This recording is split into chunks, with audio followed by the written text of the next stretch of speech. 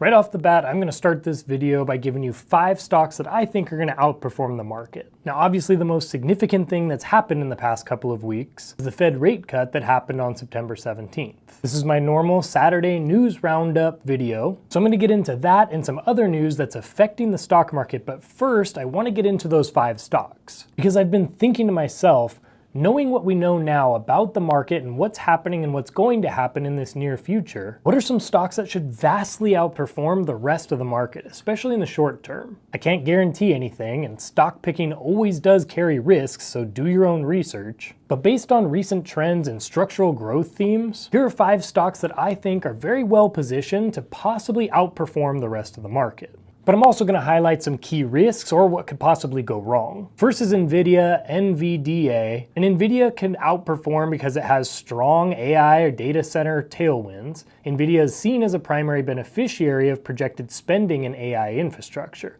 But the key risk is that the valuation's already super high, regulatory or supply chain risks, and competition in AI chips. The next company would be Broadcom, AVGO, and it could outperform because it's often cited in magnificent growth earnings screens. It has solid semiconductor exposure ties to cloud and networking demand. Of course, what could go wrong would be the cyclical nature of tech and semiconductors. The softness in end markets could hit.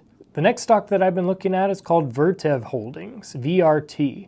This plays into the AI data center infrastructure with cooling, power, racks. The key risk here is competition. There's also an execution risk and margin pressure. The next one's called AeroVironment, AVAV, and analysts are bullish on its drone/unmanned systems business amid rising defense and security demand. What could go wrong though is defense spending uncertainties and regulatory geopolitical risk, and obviously this thing is at a high valuation. But if it does perform, it's gonna crush it. Last but not least would be Tesla, TSLA. Momentum is strong, optimism about its AI, autonomous vehicle, robotics roadmap. Biggest one for me here is the high expectations that are already baked in. These picks lean heavily towards growth or technology, and they're currently getting more investor attention, obviously. Over a 3-month horizon, momentum and narrative matters a lot, and these names already have stories that markets can rally behind. That said, volatility is high, and any shift in macro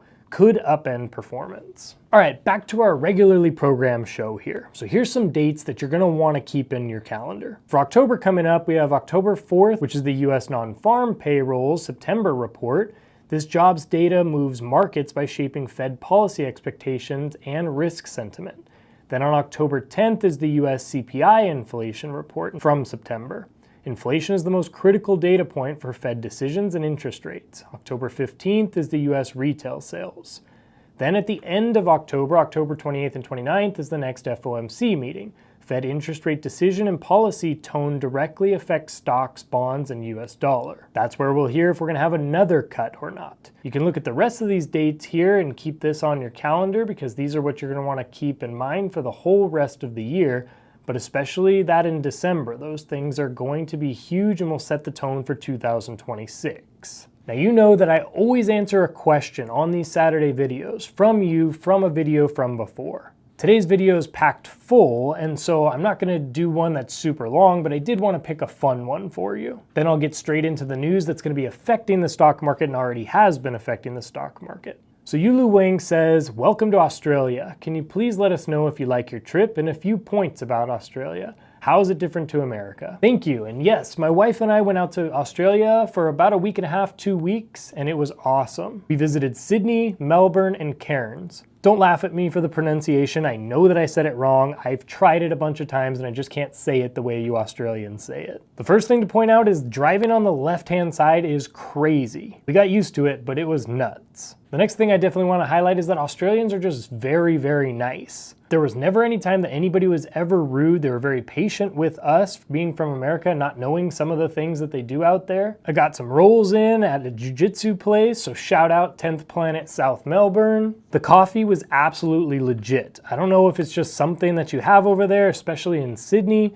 but that coffee everywhere that I went to was top notch. The beaches were beautiful, such beautiful water. We snorkeled and scuba dived the Great Barrier Reef, and that was breathtaking. The other thing to point out was that Australia is just so clean. My wife and I were doing a hike and we were walking around the city and we just noticed There's no trash anywhere. Everything's super organized. It was just a very, very nice place to be. All in all, Australia was an amazing place to visit, and I highly recommend. All right, on to some news and how it's going to affect this stock market. Like I said, the most important thing that's happened in the last week or two was that the Fed rates were cut. The Fed lowered its benchmark interest rate by 25 basis points, the first cut in 9 months. This move has reinforced hopes among investors for further easing, bolstering risk assets, equities, and reducing borrowing costs. But then there was some very strong economic data, and that kind of complicates this whole idea of the rates getting cut even further. Recent releases, like an upward reversion of Q2 GDP to 3.8%,